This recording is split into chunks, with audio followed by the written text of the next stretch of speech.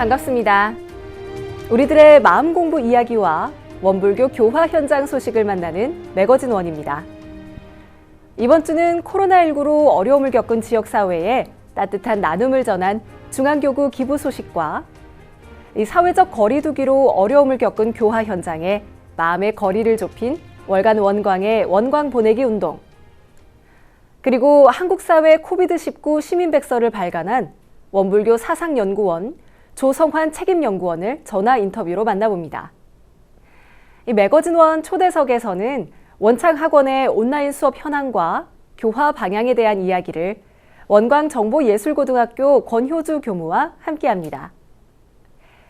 맑고 밝고 훈훈한 교화 현장의 이야기를 전해드리는 매거진원, 지금 바로 시작합니다.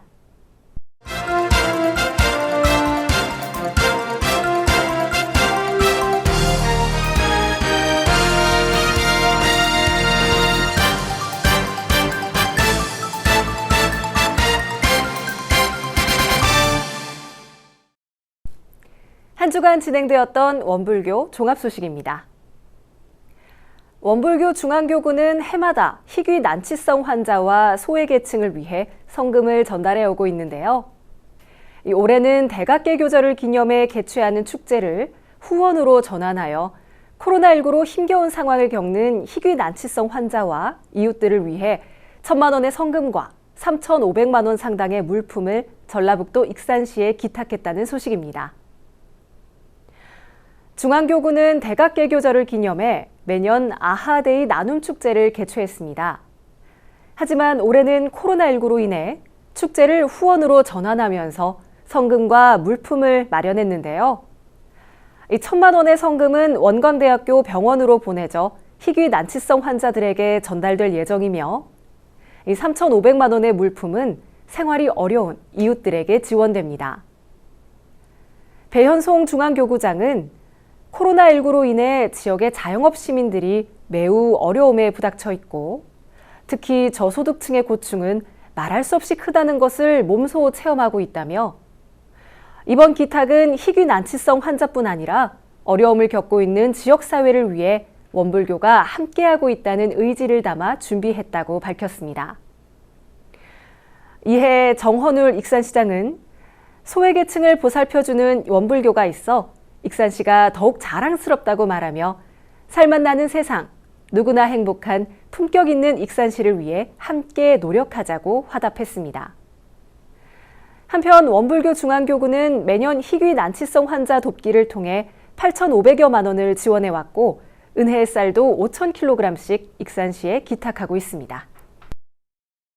아하데이 나눔의 성금과 후원 물품은 지역사회 기업 및 익산지역 원불교 교단과 기관의 재가 출가 교도들이 정성을 모은 것인데요. 코로나19의 힘겨운 상황이지만 어려움을 겪는 지역사회와 이웃을 돌아보면서 함께 위기를 극복해야겠습니다. 다음 소식입니다. 이번 코로나19 사태를 겪으면서 코로나19로 전 세계에서 이른바 K-방역, 한국형 방역 모델을 공유해달라는 요청이 잇따르고 있을 정도로 한국은 코로나19 방역 모범 국가로 꼽히고 있는데요. 허남진 연구교수와 조성환 책임연구원이 참여한 원광대학교 원불교 사상연구원에서 한국사회 코비드19 시민백서를 간행했다는 소식입니다. 이 시민백서는 신종 코로나19에 대한 성공적인 대응으로 이목이 집중된 한국 시민의 입장에서 이를 종합적으로 조망했는데요. 국내에서 첫 확진자가 발생한 지 정확히 99일 만에 나온 이 시민백서는 이 팬데믹 상황을 통해 한국 사회와 지구 사회를 돌아보는 데 주된 목적이 있습니다. 시민백서 표지 디자인은 마스크를 쓴 지구와 따라가는 학습자에서 선도하는 창조자로라는 슬로건으로 기획 의도를 함축적으로 표현하고 있는데요. 비록 마스크를 쓰고 있지만 푸르게 정화된 지구의 모습이 코로나로 인해 희비가 엇갈린 인간과 자연의 뉴노멀을 상징하고 있습니다.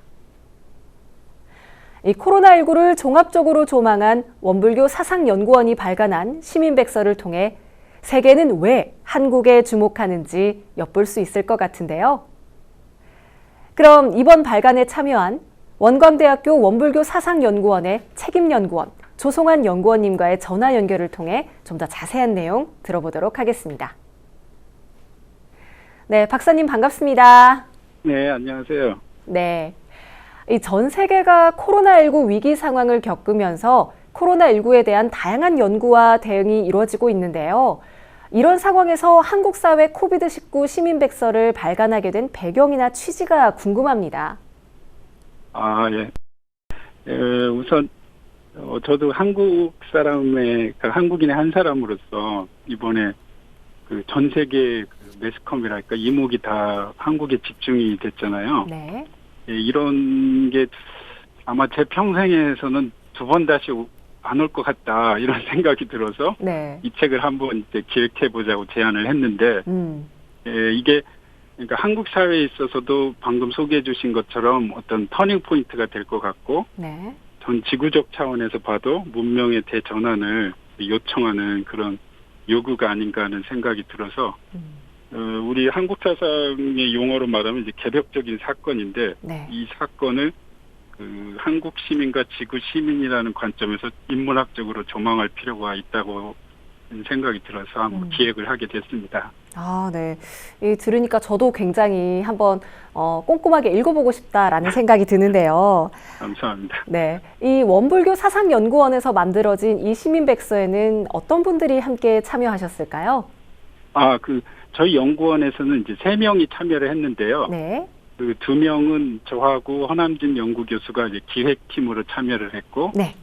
그 다음에 이제 저희 둘이 필자로 들어가 있고, 또 일본인인 야교 마코토 교수님도 필자로 들어가 있고요. 오, 네.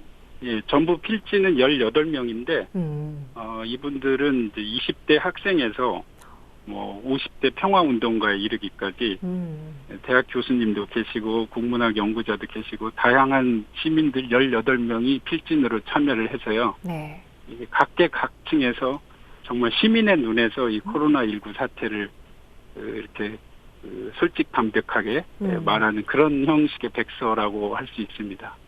굉장히 다양한 시각이 종합적으로 담겨 있겠다라는 생각이 듭니다.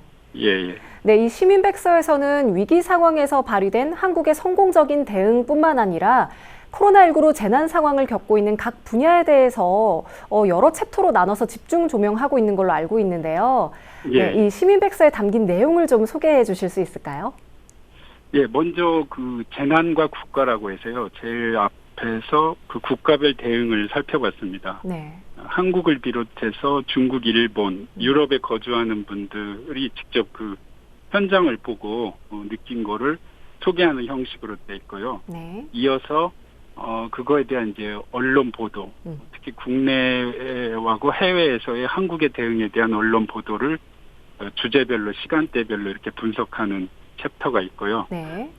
그 다음에 이제 공공성의 문제인데 방금 말씀해 주셨듯이 이 한국이라는 나라가 좀 제가 볼 때 아주 특이한 게 위기 상황에서 오히려 더 공공성이 평소보다 발휘되는 것 같다는 생각이 들어서요. 그렇죠. 네. 예. 그래서 반대로 어떤 나라에서는 이제 이 문제 때문에 그 코로나 대응을 적절히 못하고 그런 그 케이스도 있어서 네. 이 재난과 공공성이라는 챕터가 들어있고요. 그다음에 이번에도 또 종교에 관해서 특히 이제 신천지 문제도 나와서 네. 그 종교에 관한 섹션도 있고 마지막에는 그 우리 개벽사상의 관점에서 이 사태를 종합적으로 분석하고 미래를 전망해보는 그런 섹션으로 이제 마무리되고 있습니다. 그렇군요. 자, 이 시민백서를 통해서 전 세계 인류에게 전달하고자 하는 메시지가 있었을 것 같은데요. 인류에게 전달한다고 하니까 좀 너무 거창한데요. 네. 제일 마지막에 어느 분이 쓰신 글을 제가 잠깐 소개해드리면은 네. 이렇게 쓰셨네요. 네. 코로나19는 현대 문명의 화두이다. 21세기에 우리에게 찾아온 하늘의 질문이다. 우리는 지구 생명의 관점에서 우리를 다시 규정하고 인류가 하나임을 각성해야 된다. 이런 식으로 쓰셨는데 저도 전적으로 공감하고 제가 제일 인상적이었던 거는 인도에서 나온 뉴스를 보니까 히말라야 산이 이제 보이기 시작했다 이런 뉴스가 있었어요. 네, 그랬죠. 네, 우리도 매일 그 미세먼지가 좋았다고 하잖아요. 네. 그래서 코로나19 원인에 대해서는 저도 잘 모르지만 어쨌든 우리가 이번 사태를 통해서 인간과 자연의 관계를 다시 설정해야 되는 그런 하나의 그 계기가 되지 않을까. 그걸 같이 한번 생각해 보자는 그런 메시지죠, 뭐. 네. 네, 예, 박사님. 감사합니다. 네, 박사님 예. 오늘 전화 연결 감사합니다. 예, 감사합니다. 네. 예.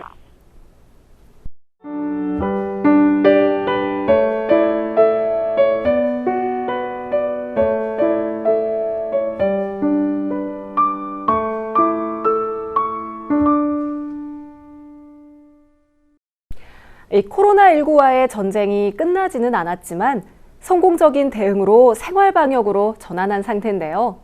이 코로나19에 대한 다양한 관점과 견해가 담긴 한국 사회 코비드19 시민 백서를 통해 앞으로 우리가 코로나19와 같은 상황에 어떻게 대비해야 할지 되돌아보는 계기가 되어야겠습니다. 이 코로나19 사태로 감염병 확산을 막고 가장 중요하게 부각되었던 수칙이 바로 사회적 거리두기였죠. 이 사회적 거리두기와 코로나19 여파로 몸과 마음이 지쳐가고 교화 현장에서도 많은 어려움을 겪었는데요. 이 월간 원광은 원광 보내기 운동으로 서로의 마음의 거리를 좁히면서 따뜻한 사회 분위기 회복을 위해 노력하고 있습니다. 은혜로운 세상, 행복한 마음을 만들어가고 있는 월간 원광이 코로나19 사태로 어려움을 겪고 있는 교화 현장에 원광 보내기 운동을 진행했습니다. 원광 보내기 운동은 3월호부터 5월호까지 총 3개월분 3천여 건이 교단과 기관으로 보내졌는데요. 코로나19로 면대면 교화가 어려워진 상황에서 3개월여간의 법회 휴회가 이어지면서 월간 원광은 교화 공백을 채우는 역할을 했습니다. 특히 원광 3월호와 4월호는 법회 장기 휴회와 종교 모임 금지 권장 등의 강력한 사회적 거리두기 실천으로 오랫동안 만나지 못한 교도 관리에 큰 도움이 되었다는 반응입니다. 월간 원광 장지혜 편집장은 원광은 교화 도우미로서 교단과 세상을 따뜻하게 잇는 소통 창구로서 교화 현장에 활용되는 것을 가장 큰 기쁨으로 생각한다고 밝히며 교무님들께서 코로나19로 인해 역사상 처음 겪어보는 이 시간과 기간을 어떻게든 헤쳐나가고자 현장 곳곳에서 고민하고 있다는 소식을 접한 후 이 원광으로서 가장 잘할 수 있는 일로 교화 현장에 도움을 주고자 원광 보내기 운동이 시작되었고 3월호와 4월호 1,500여 건을 지원한 이후 원광 보내기에 마음을 더해주신 분들이 있어 5월호 원광 보내기까지 진행할 수 있었다라고 말했습니다. 올해로 창간 71주년을 맞는 원광은 2012년부터 2019년까지 문화체육관광부가 선정하는 우수 콘텐츠 잡지에 5번이나 선정되기도 했는데요. 매월 잔잔하지만 따뜻하고 소소하지만 감동적인 이야기들을 가득 담아내는 원광이 교화 현장에 따뜻한 힘이 되고 움츠러든 사람들의 마음을 활짝 피워내는 에너지가 되기를 희망합니다. 사회적 거리두기가 생활 속 거리두기로 전환됐지만 일상생활과 방역이 조화를 이루는 생활 속 거리두기는 계속 시행되고 있는데요. 이 월간 원광의 마음거리 좁히기 운동으로 주춤했던 교화 현장이 활기를 되찾을 수 있기를 바랍니다. 지금까지 원불교 종합소식이었습니다. 이어지는 매거진원 초대석에서는 원불교 개교 정신을 바탕으로 교육과 교화에 힘쓰고 있는 원창학원의 이야기를 원광정보예술고등학교 권효주 교무에게 들어보는 시간 마련했습니다. 여러분은 지금 매거진원을 함께하고 계십니다.